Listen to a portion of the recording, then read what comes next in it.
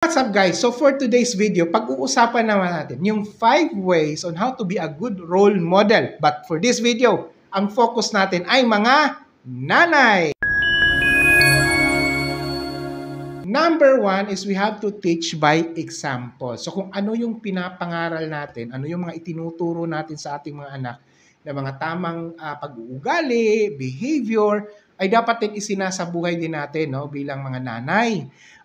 Kung sinasabi natin, huwag kang magmura, kaya naman mga nanay, palamura naman tayo. Dapat, we have to walk our talk, ika nga, di ba? Number 2 is dapat maging conscious ka bilang mother, maging conscious ka sa iyong ginagawa, sa iyong pananalita, sa iyong pag-uugali sa bahay. Hindi naman kailangan maging ipokrito ka, but you have to be true to yourself. Kung sa tingin mo, parang may mali ako, simple ang gagawin. Change your lifestyle. Change your way of how you deal with yourself, di ba? Hindi mahalaga naman kasi diyan, bilang nanay ay gawin natin, ay ipakita natin kung ano yung tama. At ang mahirap niyan kung if you are not living with it. So, yun nga, kailangan medyo mataas yung maturity mo bilang mother ay change the way you live, as I've said, di ba? Number 3 is dapat ipakita natin yung ugali ng empathy. May mga nanay na kahit busy sa trabaho, di ba? Ako, na-appreciate ko talaga yung mga nanay. Napupunta ako sa daming lugar Every time that there are seminars, mga volunteer work sa mga community, mga nanay palagi ang andoon. Alam nyo, hindi yan basta't lang nag-volunteer ka. Alam nyo, mga mothers, tinitingnan kayo ng mga anak nyo kapag ganun kayo. Because you are showing, you are modeling the attitude of empathy. Yan.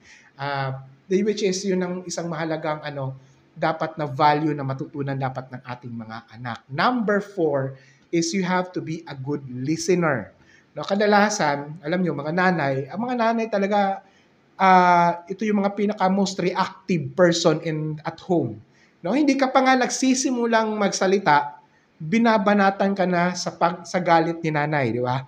So, always remember, do not react, interact. Huwag tayo masyadong maging reactive, We have to be proactive in listening para natin sila maintindihan. Tsaka ka na mag-react kapag na-gets mo na lahat, Number 5, the last one is be an encourager.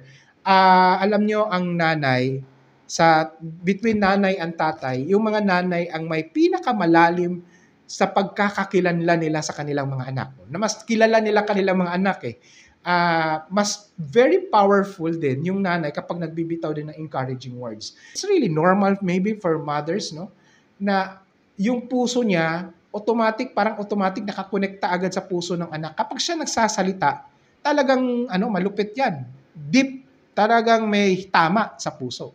Ikaw ay may reaksyon or opinion, please type in the comment section.